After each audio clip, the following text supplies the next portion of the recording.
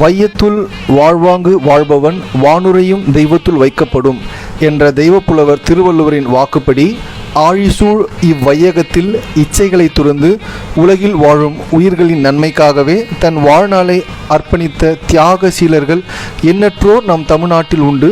இல்லற வாழ்க்கையில் ஈடுபட்டிருந்தாலும் ஒரு குறிப்பிட்ட காலகட்டத்தில் இறைவனின் எண்ணப்படி துறவரத்தை மேற்கொண்டு எல்லோரும் இன்புற்றிருக்க நினைப்பதே அன்றி வேறொன்றும் அறியோன் பராபரமே என்ற திருவாக்கினை தாரக மந்திரமாக கொண்டு உலக மாந்தருள் ஒருவராக வாழ்ந்தாலும் தனக்கென்று தனிப்பட்ட வாழ்வாங்கு வாழ்க்கை நடத்தி மக்கள் மனதில் வானுரையும் தெய்வமாக வாழும் சிலருள் ஒருவர்தான் பாம்பன் குமரகுருதாச சுவாமிகள்.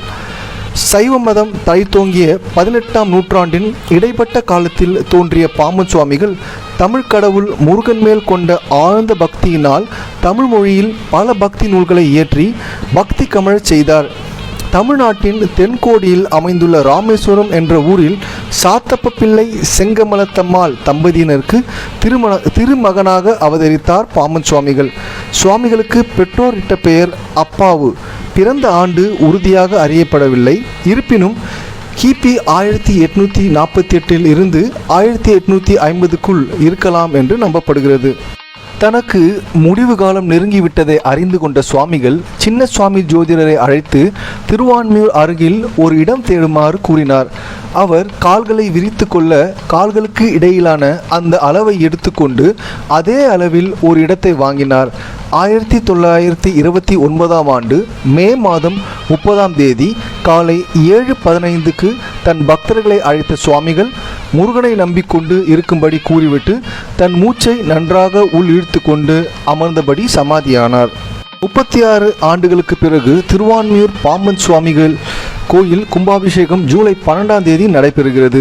இது குறித்து இந்து சமய அறநிலைத்துறை வெளியிட்டுள்ள செய்திக்குறிப்பில் கூறியிருப்பதாவது: சென்னை திருவான்மியூர் மயூரபுரம் ஸ்ரீமத் பாம்பன் குமரகுருதாசர் கோயில் 3 ஏக்கர் 11 சென்ட் பரப்பளவில் அமைந்துள்ளது.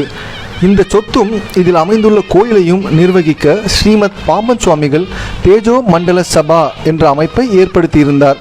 இந்நிலையில் அதன் காரியதரிசி டி குப்புசாமி செட்டியார் என்பவரால் 9/9/1984 தாமாக முன்வந்து இந்து சமய அறநிலைத்துறை வசம் கோயில் ஒப்படைக்கப்பட்டு அன்று முதல் தொடர்ச்சியாக நிர்வகிக்கப்பட்டு வருகிறது. 1985ஆம் ஆண்டு முதல் மகா தேஜோ மண்டல சபாவினரால் இது கோயில் அல்ல சமாதி என கோரி பல்வேறு வழக்குகள் தாக்கல் செய்யப்பட்டுள்ளன. இவ்வழக்குகளை விசாரித்த சென்னை உயர்நீதிமன்றம் இறுதி தீர்ப்பை 27/3/2024 வழங்கியது.